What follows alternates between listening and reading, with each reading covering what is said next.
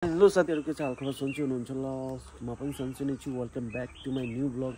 अहिले चाहिँ अलि लेट ब्लग स्टार्ट गरिरहेको किनभने चाहिँ हिजो राति मौरी गाड्दा अलि लेट भइहाल्यो, त्यही भएर सुत्या पनि थियो अनि तबियत पनि ठिक छैन, रुगा सर्दी लाग्यो चिसो भएर।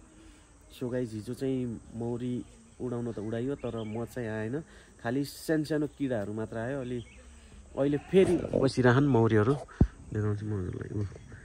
फेरि हिजो राति उडाएर पनि फेरि आएर बसिरहन्। अनि साथीहरू, हजुरहरूलाई म एक चिज देखाउन गइरहँ होइन। यो चाहिँ केराको पात हो।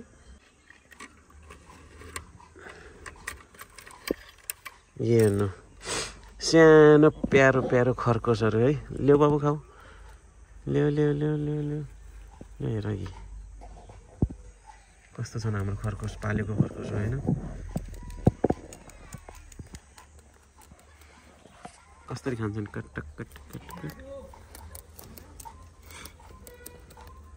हाई गर त, हाई गर त, हाई गर।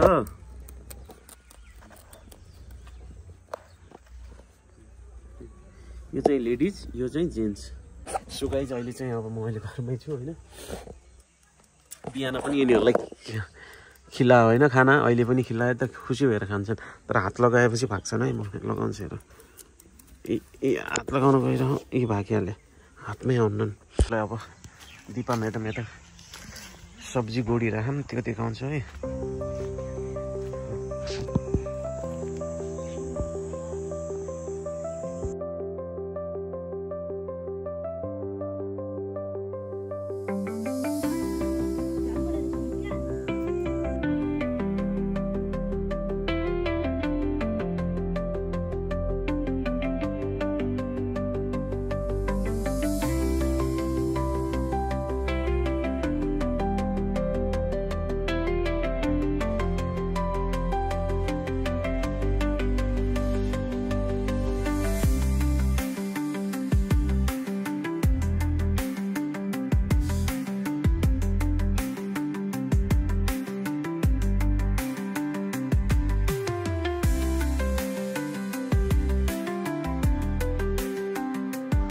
म त अगाडि जाउँ सटी सटी भनेर आएन, देवालीमै आएन देखाएन।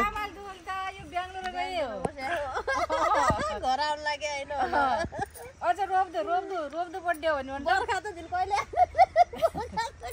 गाउँ काट्नु बड्डे हो भने छोटोटी बेङ्गलोर जाउँ रे।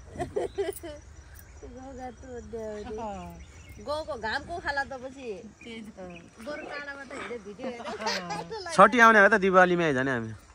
यो दिपा पनि हिटो जाउँ जानेहरू भन्ने दिवालीमा आयो भने त धान काट्नु पर्ने भएन दिपाले बाठी भन्नु। अनि आजको लागि यति नै होइन। साथ सपोर्ट दिनु होला, सब्सक्राइब पनि गर्नु होला, सेयर पनि गरिदिनु होला भिडियोलाई। Thank you so much for watching. Take care, bye by.